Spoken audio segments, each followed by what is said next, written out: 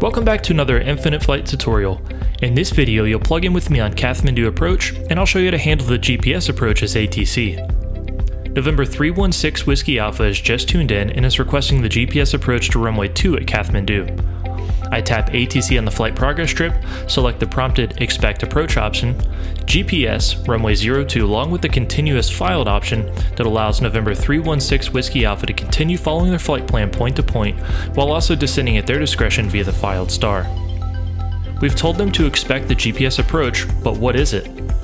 A GPS approach, most commonly referred to as an RNAV approach, is a non-precision approach which serves airports where the terrain, obstacles, or airport limitations don't allow for your standard instrument landing system.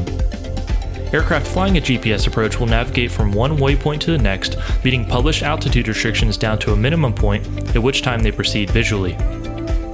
To approve and eventually clear an aircraft for the GPS approach, we must always check that they have appropriately filed a suitable GPS approach.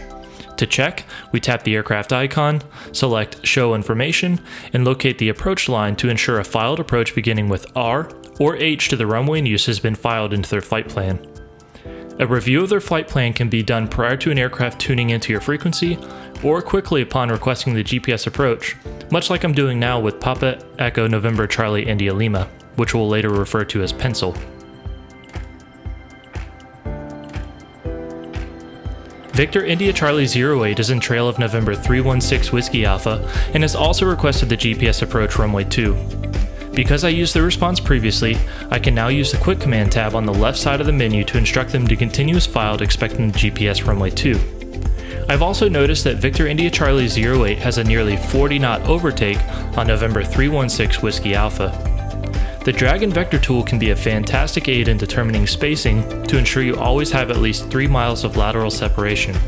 With nearly 9 miles between the two aircraft, I'll allow them to continue at their discretion to expedite their arrival. To the southeast, P-ENCIL is called inbound requesting the GPS runway 2. Using the Quick Command tab or cycling through our Expect Approach prompt, I've instructed them to continue as filed expecting runway 2. Aircraft inbound on the GPS approach should be permitted to follow their filed route to the max extent possible. However, you may vector them off at any point for traffic, sequencing, or obstacle clearance. If you intend to issue an alternate heading or altitude immediately, you should advise them to expect vectors versus continue as filed. As our aircraft continue inbound, here's a pro tip. Display the preferred stars and advertised approach right on the radar scope. It can serve as a helpful guide to know where your traffic's filed route is, but can also be a nice reference for you when manually vectoring traffic. It outlines where the safe paths and altitudes are. In this case, I can see the Raton waypoint, which is the initial approach fix for our GPS approach, has a published crossing altitude of 10,500 feet. We'll use this later as a reference with a visual approach. Displaying various procedures with published altitudes can be paired nicely with the drag and vector tool to make navigating tough terrain a breeze. Let's head back to our scenario. Victor India Charlie 08 has continued to close the gap with November 316 Whiskey Alpha. While speed is a preferred method with an in-trail scenario like this, I'll show you how to use a small vector to create separation instead. Using the drag and vector tool, I quickly determine the Victor India Charlie 08's current heading, then drag 20 degrees right to a heading of 140. As my inbounds from the east and west converge, I begin developing a plan and a sequence. P-ENCIL is still a ways away and I plan to make him number 3. To avoid descending him too low, I issue an alternate altitude of 15,000 feet which offers a higher ground speed to expedite the arrival. This also keeps them above the other traffic and offers flexibility in the sequence as they get closer. As November 316 Whiskey Alpha makes the inbound turn to Kathmandu, I'm happy with my separation, so I'll allow Victor India Charlie 08 to continue as filed.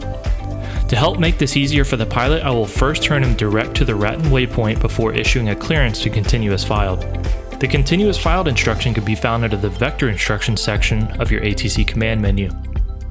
A turn back to their flight plan is not necessary before the continuation, however it can be helpful as pilots examine their filed route to activate the most appropriate leg. As November 316 Whiskey Alpha crosses the initial approach fix Raton at 10,500 feet, I will clear him for the GPS approach, which allows him to now fly the published approach waypoint to waypoint, meeting each altitude restriction.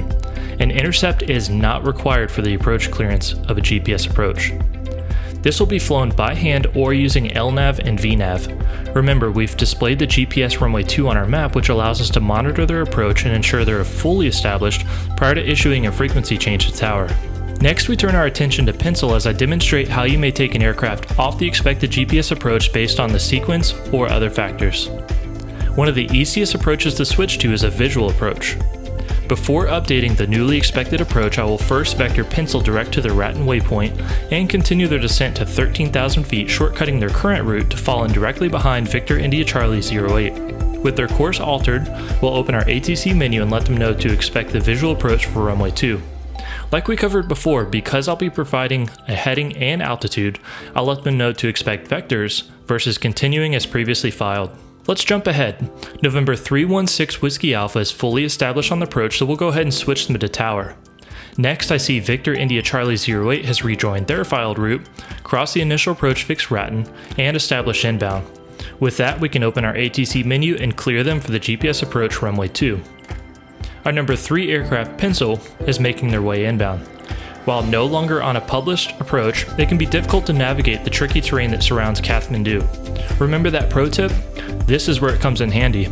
Using the displayed GPS approach on the map as a reference, I'll point P-ENCIL at the Raton waypoint with an assigned altitude of 11,000 feet, which is 500 feet above the published altitude. To ensure I hand tower a good sequence, I'll begin to slow P-ENCIL down with a speed restriction of 230 knots or less. Again, using the approach on the scope as a reference, I'll issue a right turn to 020 and ask him to report the airport in sight. We know this route over terrain is safe based on the published GPS approach, and P-ENCIL is pointed at the field to now get it in sight.